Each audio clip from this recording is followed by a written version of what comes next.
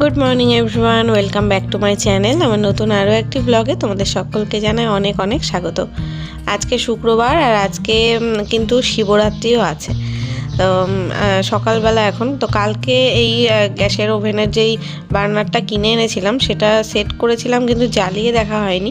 সকালবেলা যখন জ্বালিয়ে দেখলাম তখন দেখছি ঠিকমতো কিন্তু ফিট আসছে না, সাইড থেকে গ্যাস বেরিয়ে যাচ্ছে, দেখলে তো, মানে আগুনটা বেরিয়ে যাচ্ছে। তো ভাবলাম তাহলে এটাও তো পাল্টাতে হবে। এমনিতেও দোকানে অনেক খোঁজাখুঁজির পর এটা আর কি জোগাড় করেছিলাম, মানে এটা পাওয়া গেছিলো।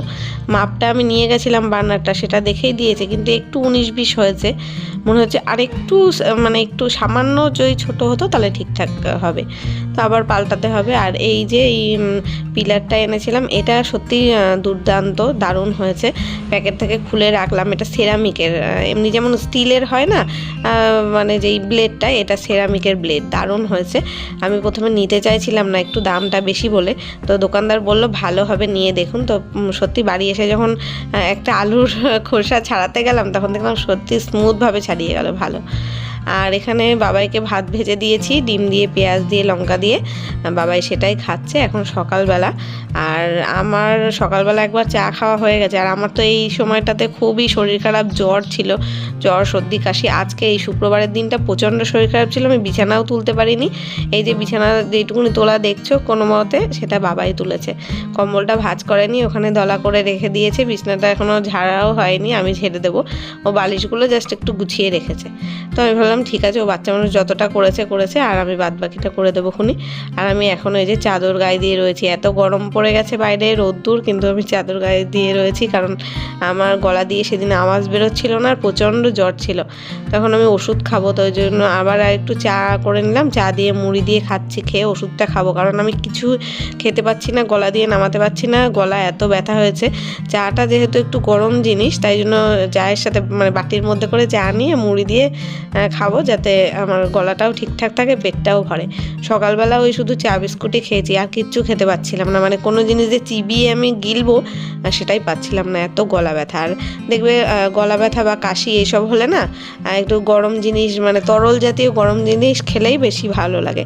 আর দুধ তো আমি খেতে পারি না, দুধ, হরলিক্স বা কোনো কিছু এগুলো আমি খেতে পারি না, দুধে অ্যাসিডিটি হয়, আর হরলিক্স এইসবও খেতে পারি না। ওই জন্য চাটাই আমার ফেভারিট। আর সকালবেলা তো লিকার চা ছাড়া দুধ চা খাই না, আর বারবার করে চা খাচ্ছি এখন। আর বেশি যদি দুধ চা খাওয়া হয় তাহলে কিন্তু পেট গরম হয়ে যাবে। তো তারপর চলে আসলাম রান্না বান্না করতে। তোমাদের দাদাভাই ওই হালকা পাতলাই বাজার এনে দিয়েছে আজকে, যাই হোক করে একটু রান্না করে খেতে তো হবে।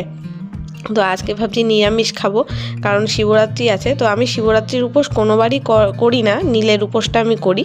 আর এবার যে এই পরিমাণ আমার শরীর খারাপ, আমি চাইলেও করতে পারতাম না, কিন্তু বাড়িতে যেহেতু আমার শিব ঠাকুর আছে, ওই জন্য বাড়িতে ঠাকুরকে একটু পুজো দেবো, ওই জন্য আজকে আর কালকে দুদিনই নিরামিষই খাবো। আজকে শুক্রবার, কালকে শনিবার, শনি রবি, শুক্র শনি 2 দিনই শিবরাত্রি পড়েছিল। আজকে রাতের দিকটা পাওয়া যাবে, আর কালকে মানে সারা দিনটা পাওয়া যাবে, ওই জন্য। তো আর এমনিতেও তো আমরা শনিবারে নিরামিষ খাই, দেখেছো, তাই ভাবলাম যে শুক্র শনি দুদিনই নিরামিষটাই রান্না করি। তো সোয়াবিনের তরকারি রান্না হবে, সোয়াবিনটা আমি জলে ভিজিয়ে রাখলাম দেখলে।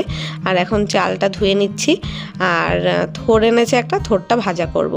তো এই হবে আজকের মেনু। আর ডাল করব না, কারণ মুগের ডাল তোমাদের দাদাভাই খেতে চাইছে না, আর বাবাই হচ্ছে মুসুরির ডাল খায় না, আর মুসুরির ডাল বানানোও যাবে না, কারণ নিরামিষ নয়। আর মটর ডালও তোমাদের দাদাভাই বলছে না, ডাল খাবো না, তরকারিটা একটু ঝাল ঝাল করে করো, ঝোল করে তরকারি দিয়ে ভাত খাবো, আর একটু আচার টাচার লেবু দিয়ে ওর খাওয়া হয়ে যাবে। আর বাবাইও সোয়াবিন ভালোবাসে, ওই জন্য আমার অতটা টেনশন নেই। বাবাই থোড় ভাজাও ভালোবাসে, আবার সোয়াবিনটাও ভালোবাসে। এমনিতে তো কোনো সবজি বাবাই খেতে চায় না, তবে দেখি থোড় রান্না করলে থোড় ভাজাটা খুব মানে তৃপ্তি করে খায়, ওই জন্য। এই যে দেখো থোড়টা এখন কেটে নিচ্ছি, দেখতে এত বড় ছিল, মানে যখন এর বাইরে এই থোড়ের জামা কাপড় পরানো থাকে না এরকম, এতগুলো ওপরে খোলা থাকে, সে খোলাগুলো ছাড়ানোর পরে একটুখানি হয়ে গেল।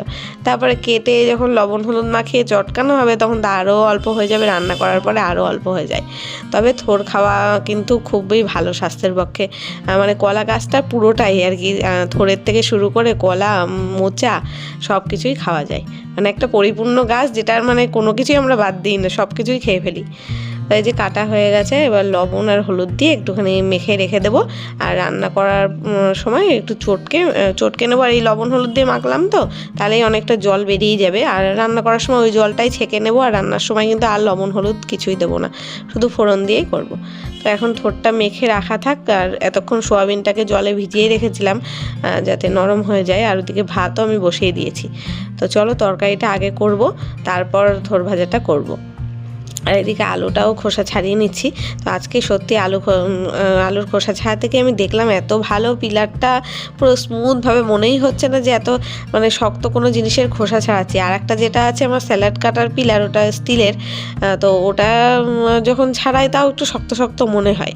আর এটা একেবারে স্মুথলি কেটে গেল, খুব ভালো, মানে এত সুন্দর। 165 টাকা বোধহয় নিয়েছে এটা। তো আমার মনে হচ্ছিলো একটু বেশি দাম হয়ে যাচ্ছে। এমনিতে ছুরি তো 30 টাকা 40 টাকায় ছুরি হয়ে যায় একটা, আর পিলার এত দাম দিয়ে নেব? তারপরে দোকানদার একটু এমনভাবে কনভিন্স করলো, তো নিলাম। তো নিয়ে দেখছি সত্যি কার্যকরী একটা জিনিস হয়েছে। তাই যে আলু কাটা হয়ে গেল, আর সমস্ত কিছু গুছিয়ে নিয়েছি, মশলা বেটে নিয়েছি, এখানে সোয়াবিনটাও ভিজে গেছে। আর টমেটোটা আমি মশলার মধ্যে পেস্ট করতে ভুলে গেছিলাম। আজকে এখানে একটু আদা দিয়েছি, জিরের গুঁড়ো, লঙ্কার গুঁড়ো, লবণ, হলুদ আর একটু শুকনো লঙ্কা দিয়ে একসাথে পেস্ট করেছি, যাতে একটু ঝোলটা লাল লাল কালার হয়। আর যখন নামাবো তার আগে একটু গরম মশলা দিয়ে দেবো। আজকে আবার ধনে পাতাটা নেই, ফুরিয়ে গেছে। তো এই যে ভাতটাও হয়ে গেছে। তো চলো তরকারিটা আগে করে নিই। আলুটা একটু ভেজে তুলে নেব। তেলের মধ্যে ফোড়ন দিয়েছিলাম শুকনো লঙ্কা, তেজপাতা। আর আলুটা ভেজে তুলে নেওয়ার পর তারপরে গোটা জিরে ফোড়ন দিয়ে তরকারিটা রান্না করব। তো চলো তোমরা দেখতে থাকো ভিডিওটা। আর অনেকটা লেট হয়ে গেল ভিডিওটা পোস্ট করতে, কারণ আমার প্রচণ্ড শরীর খারাপ ছিল। আমি মানে ভিডিও করতে পারিনি ঠিকভাবে, এডিটও করতে পারিনি। যাও একটু আধটু ভিডিওটা করে রেখেছিলাম, সেটা তো এডিট করে ভয়েস দিয়ে পোস্ট করতে হবে। তো গলা দিয়ে যদি আওয়াজ না বেরোয় তাহলে কি করে আমি ভিডিও এডিট করব বলো তো? সেই কারণে আর দেওয়া হয়নি।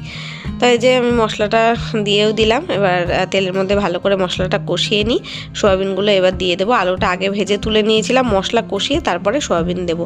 আগে আমি কি করতাম, সোয়াবিনটাকে আগে ভেজে নিতাম, তাতে দেখতাম না পুরো তেলটাই একদম সোয়াবিন শুষে নিত, অনেকটা তেল লেগে যেত, তরকারিটাও ভালোভাবে কষানো হতো না। তারপরের থেকে আমি কি করলাম, এই যে আগে আলু ভেজে তুলে নিয়ে মশলা কষিয়ে তারপরে সোয়াবিনটা দিই, তাহলে বেশ দেখি খেতেও ভালো হয়, তেলটাও থাকে, আবার মশলাটাও ভালোভাবে কষা হয়। তো যাই হোক, রান্নাটা আমি করে নিই, তোমরা দেখতে থাকো।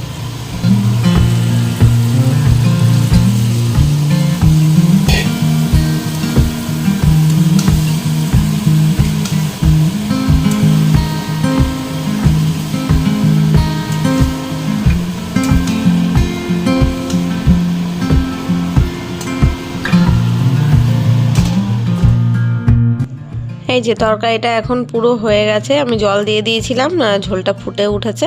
এখন একদম এই যে গামাখা গামাখা ঝোল রাখলাম, এর থেকে আর সকালে না ঝোলই পাওয়া যাবে না পরে। এবার গরম মশলাটা দিয়ে দেবো, আর গ্যাসটা বন্ধ করেই গরম মশলাটা দেবো, নইলে না গন্ধটা চলে যায়। গরম মশলা দিয়ে একটু ঢাকা দিয়ে রেখে দেবো, তারপরে মেশাবো। সঙ্গে সঙ্গে মেশালেও দেখেছি আমি গরম মশলার গন্ধ চলে যায়। তো চলো তরকারিটা নামিয়ে রেখে এবার থোড়টাকে ভাজা করে নিই। ভালো করে থোড়টাকে চটকে নিয়েছি। তেলের মধ্যে ফোড়ন দিলাম একটু কালো জিরে, শুকনো লঙ্কা, তেজপাতা। থোড়ে সর্ষে ফোড়ন দেওয়াও যায়, অনেকেই দেয়, আমিও দিই মাঝে সাঝে, কিন্তু আজকে ইচ্ছা হলো একটু কালো জিরেই দিই। কালো জিরের ফ্লেভারটা আমার বেশি ভালো লাগে। আরও একটু ঠান্ডা লেগেছে না, কালো জিরের গন্ধটাও ভালো লাগে কিন্তু যে কোনো রান্নায়, তাই জন্য দিলাম। আর এই যে এত সুন্দর করে চটকে নিয়েছিলাম, একদম নরম হয়ে গেছে। লবণ হলুদ মাখিয়ে রেখেছিলাম, বেশ সুন্দর সফট হয়েছে রান্নার পরেও। তো এখন রান্নাবান্না হয়ে গেছে, গ্যাস মুছে নিয়েছি, গ্যাস টেবিলটা মুছে নিয়েছি। আর এই থোড়ের খোসাগুলো ওর মধ্যে রেখেছি গামলার মধ্যে। এখনই মাসি চলে আসবে ঘরদোর মুছতে, বাসন মাজতে, ওগুলো ডাস্টবিনে ফেলে দেবে। আর এই হয়েছে তরকারি ফাইনাল লুক। আর থোড় ভাজা এখানে, ব্যাস এই হয়ে গেল মেনু। আর এবার আমি যাব স্নান টান করে পুজো দেবো, একটু গরম জলে স্নান করবো। ইদানিং আমি গরম জলে স্নান করছি, যেহেতু ঠান্ডা ঠান্ডা লেগেছে আমার, কেন জানি না একটু থেকে একটু হলেই ঠান্ডা লেগে যায়। তো তারপরে পুজো দেবো। তোমাদের দাদা ভাই ফুল মিষ্টি সবই এনে দিয়েছে। আর যেহেতু পুজো আজকে শিবরাত্রি, তো শিবরাত্রিতে কিন্তু 4 প্রহরে জল দেয়, এটা আমি শুনেছি, আমি কোনোবার করিনি যদিও। রাত্রে এটাই পুজো দেওয়ার নিয়ম। তো আমার ঘরের যেহেতু শিব আছে, শিব ঠাকুর, সেইভাবে যেমনভাবে পুজো দিতে হয়, আকন্দ ফুলের মালা দিয়ে ধুত্রা ফুল দিয়ে, নীলকণ্ঠ ফুল, বেলপাতা দিয়ে সেইভাবেই পুজো দিয়েছি। আর একটুখানি মিষ্টি প্রসাদ দিয়ে পুজো দিয়ে দিয়েছিলাম। তো চলো এবার ভাত খেতে যাব। সকাল থেকে সেইভাবে সেই চা মুড়ি খেয়েই রয়েছি। এখন 3 জনে খাওয়া দাওয়া করে একটু রেস্ট নেব ওষুধ খেয়ে। তো এখন সন্ধেবেলা। গুড ইভিনিং সবাইকে। না, সন্ধে তো পার হয়ে রাত হয়ে গেল, প্রায় 9টা বাজতে যায়। আর সন্ধেবেলা চাটা খাওয়া হয়ে গেছে অনেকক্ষণ আগে, সন্ধে 6টার দিকে। আর এখানে পাশে এক জায়গায় পুজো হয়েছিল, তাই বাবাই প্রসাদ এনেছিল, তাই খেলো। আর আমিও একটুখানি ওর থেকে খেলাম।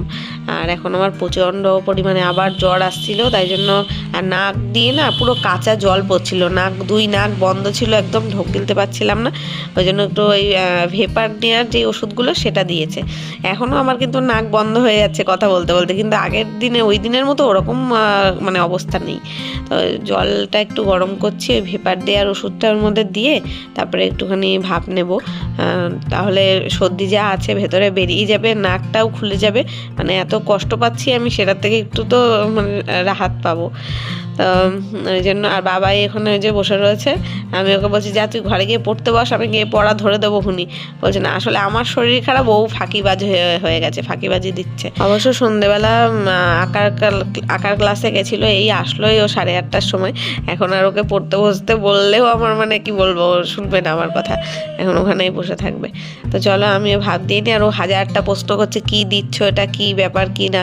আমি বলছি তুই একটু ভাব নে, ও সে নেবে না। ও বলছে আমার চোখ মুখ জ্বলে যায়, ওর যখন ঠান্ডা ঠান্ডা লাগে তখন যদি ভেপারের ওষুধ দিয়ে আনা হয়, ওকে দিতে বললেও কোনো দিনও ওকে দিয়ে এরকম ভাব দেওয়াতে পারিনি, কিছুতেই দেবে না। ও বলে আমার চোখ মুখ জ্বলে যায়, এমনকি মাথায় কোনো অমৃতাঞ্জন বা কোনো বাম লাগাতে পর্যন্ত দেয় না ওর, মানে ওর এত চোখ জ্বলে যায়, চোখ মুখ জ্বলে যায়। আর আমাকে বলছে তুমি কী করে নিচ্ছ এত ঝাঁজ, আমার এখানে বসে আছি তাই আমার চোখ জ্বলছে। আমি বলছি ওই তো আমরা এখন বড় হয়ে গেছি না।